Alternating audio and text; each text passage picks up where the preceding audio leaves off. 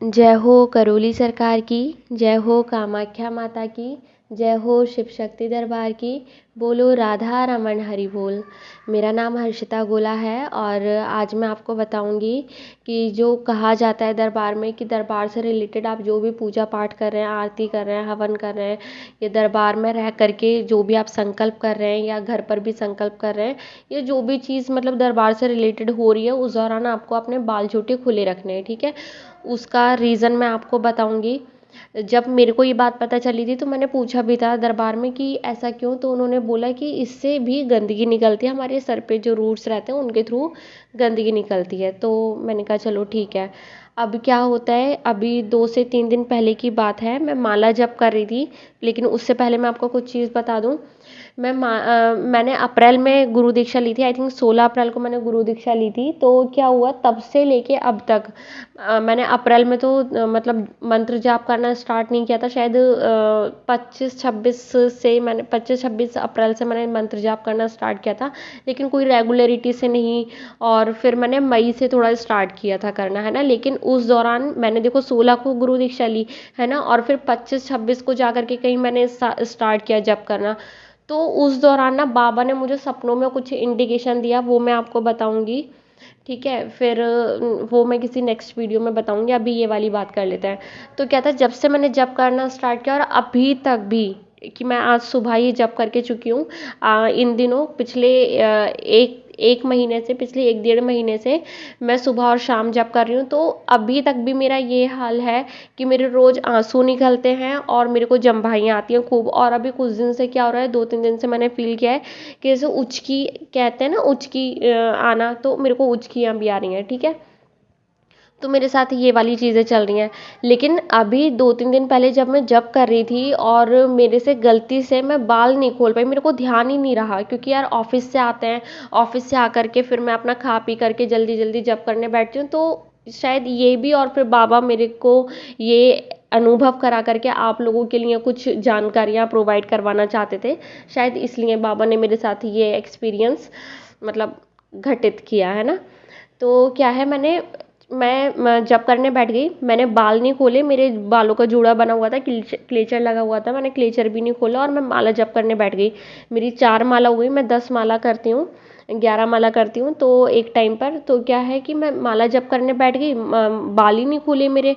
ठीक है, और मेरे को आंसू ही नहीं आए उस दिन, बहुत ही हल्का सा आंसू आया, वो भी एक आंख से। तो मैं माला जप करते करते मेरा ध्यान गया कि यार आज मेरे आंसू क्यों नहीं आए, आज मेरे को जम्भाइयाँ क्यों नहीं आ रही हैं, ऐसे करके।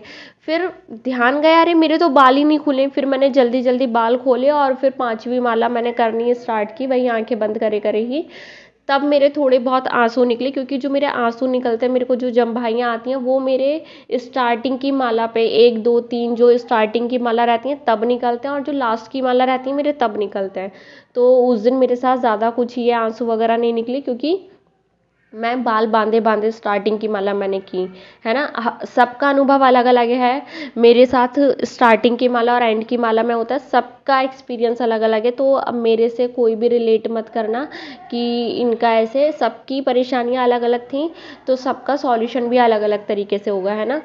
तो ये वाली चीज़ है। तो अब आपको प्रमाण आई थिंक मिल चुका होगा कि बाल छोटे खुले ही रख करके दरबार की कोई भी पूजा पाठ, मंत्र जाप, ये सारी चीज़ें, इसको हल्के में ना लें। क्योंकि मैंने कई लोगों को देखा है कि वो लोग, अरे बाल मतलब बाल बांधे, मैंने जैसे दरबार की आरती देखती हूँ मैं, या फिर जब भी दरबार जाने का मौका मिलता है, तो जब दरबार में होती हूँ तो लोग क्या है, जो लेडीज़ रहती हैं वो सर पे दुपट्टा ढक लेती हैं। और जैसे हम नॉर्मली अभी तक पूजा पाठ करते आते थे, डर डरा करके हम जो पूजा पाठ करते थे, अरे नहीं सर पे ढको ये वो, ऐसा कुछ भी नहीं है। मतलब ऐसा कुछ भी नहीं है, आपको सर तो खुले रखे रखना है, सर पे कपड़ा भी ना रखें। ठीक है, मेरी यही आप लोगों से गुजारिश है कि आप ना तो सर पे कपड़ा रखें और ना ही ये जब दरबार से रिलेटेड कोई पूजा पाठ कर रहे हैं, बाकी भैया आपकी अपनी है। मैं तो दरबार के अलावा ना किसी तरह की कोई पूजा पाठ कर दी, क्योंकि मैंने सब कुछ देख लिया। मेरी जो परेशानी हल की है मेरे माँ बाबा ने की है, तो मैं ना तो समय ही रहता है, और जितना समय रहता है बस मैं अपने माँ बाबा को ही पूछती हूँ, है ना। तो दरबार से रिलेटेड जितनी भी चीज़ें हैं उन उस दौरान ना तो आप अपने सर पर कपड़ा ढकें, ना ही बाल चोटी बांधे रखें, ठीक है। तो आज के लिए इतना ही।